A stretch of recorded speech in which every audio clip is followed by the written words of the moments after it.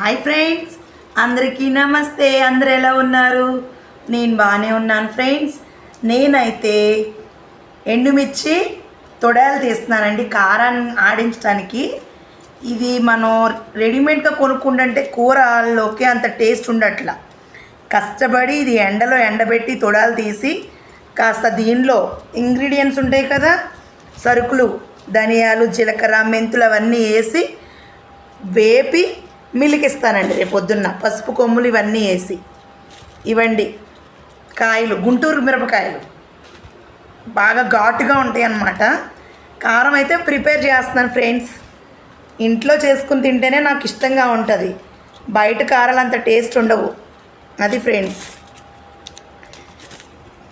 మన ఛానల్ని చూస్తున్న వాళ్ళు ముందుగా లైక్ చేయండి, సబ్స్క్రైబ్ చేయండి, సపోర్ట్ చేయండి. Thank you for watching. Bye.